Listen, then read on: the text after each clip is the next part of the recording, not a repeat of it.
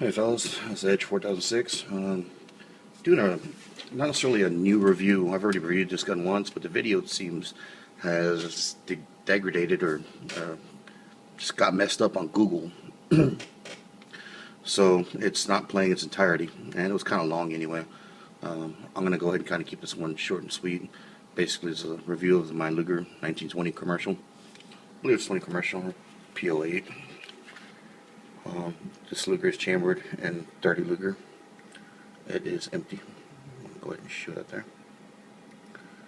And this Luger is nickel plated. Somebody nickeled it after the war.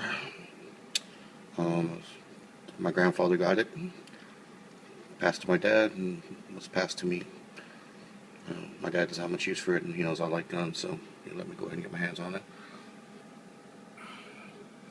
Little detail of this gun. It's very nice. The nickel did kill the collector's value of the gun. Its potential, collector's value and what it's worth.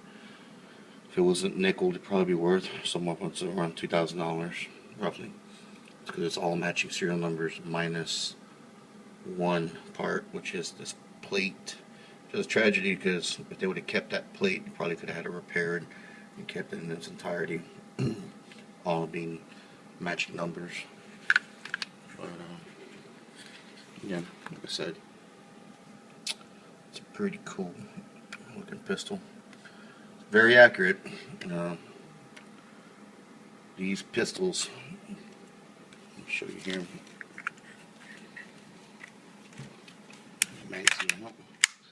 These pistols, when you put the line of sight on them and you get them lined up, they have a very small peak sight, but once you get that sucker line right there, you're dead on.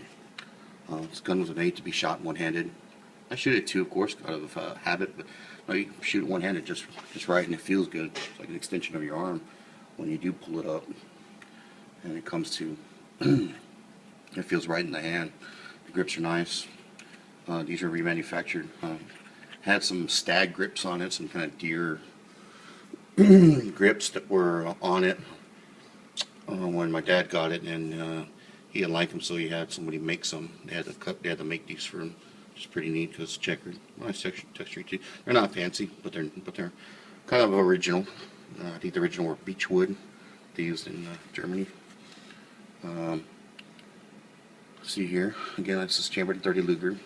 Most of the more common ones you see are the ones in 9mm, which I kind of wish this was because I could shoot it a whole lot more when ammo was inexpensive or more available. Because it's 30 Luger, you have to either order it online or go to a gun show to get it. It's coming back.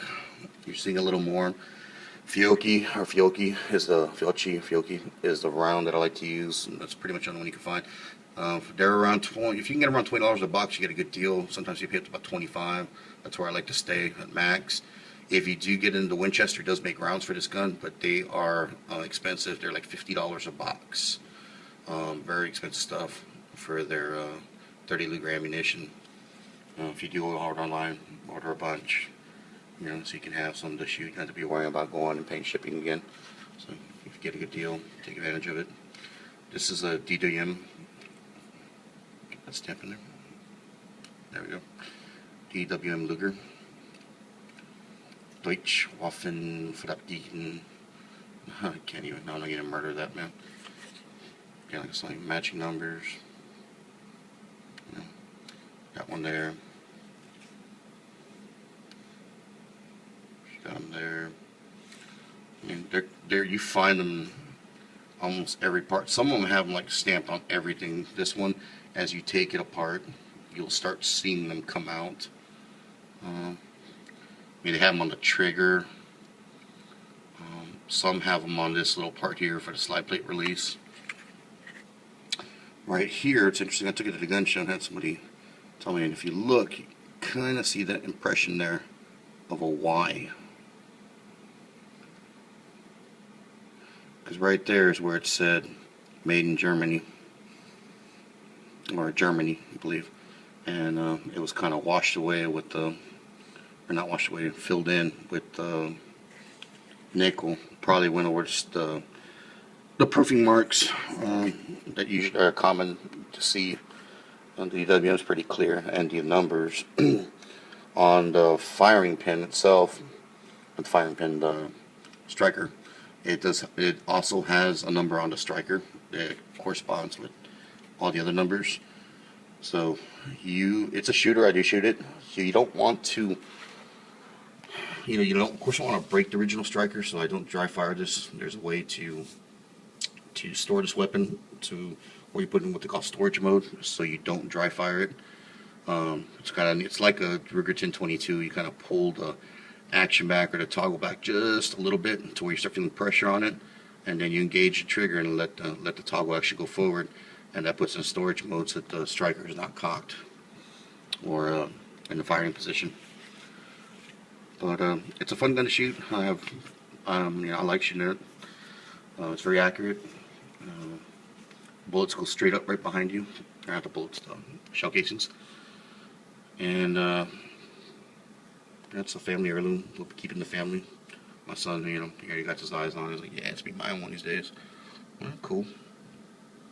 Cool. So, safety here. G-shirt. Got your shirt in. There it is. It's kind of neat. There are some people that cover this, but right here, when you have a round chamber, this will actually pop up, and there's I forget the word, I've seen it before, and there's a little word there that has a chamber indicator to tell you that it is loaded and is ready to fire. There's a round in the chamber. It pops up right there. Now that's the extractor, and when you're all done, the action pretty much. Show you. You're all done. You toggle stays back, let you know right in your face. Boom, out of ammunition. So get your other magazine, pop it in there. Most the Lugers only come with one magazine, but I imagine when they were using them in the war, they had more than one. This is the original magazine, at least the one that I had that came with it. It's pretty tough. They have a special tool. I think it holds 7 rounds or 8, but when you can put about 4 with your hand with this, but then this thing is sharp. It's rigid.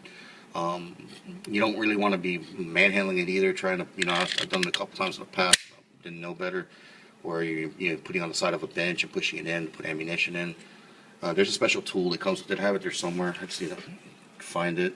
Maybe at my dad's house, and it lets you.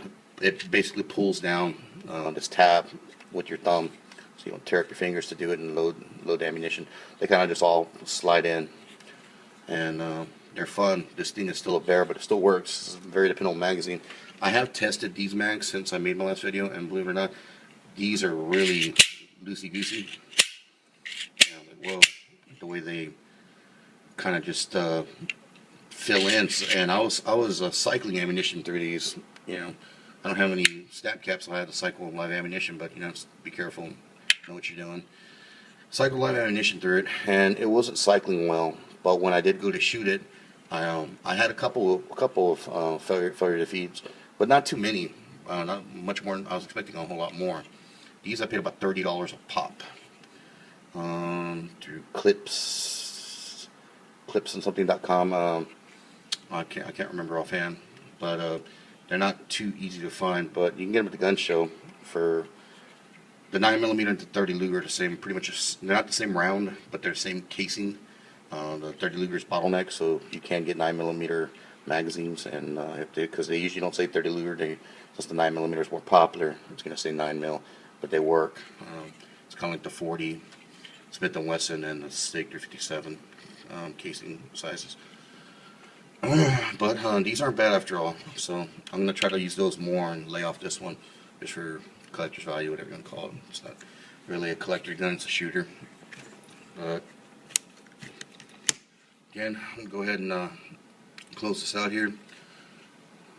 If you do get the chance to shoot one of these, if you have a friend that has one, because I can see, you're talking a minimum about $1,000, $900 to get into one of these. So if you don't want to go, you want to shoot one to see if you like it or not, they're not the, they're kind of cool looking, but then some people don't. They don't. Some people like them, and some people just don't like them. They're just, kind of goofy looking, and some people love the way they look in the action. I mean, they're extremely tight tolerances. They're hand fitted when they were built. They work. The Germans do awesome stuff. I mean, they make awesome stuff. The engineering that goes on, but it was just a little complicated. So many moving parts, so many actions that are going into shooting a gun. But if you can, like, if you have a friend, hopefully, let's shoot it, and you can get an idea whether you want to get into it, at that price range. If not, there's other guns out there. There's the P38s, Makarovs, good old 1911s, a collector's item too. It's kind of fun if you want some World War II guns. But there are other options out there. I definitely recommend you check them out. All right, guys, it's gone long enough. Edge 4006, you guys fight the good fight. Keep your groups tight, brother.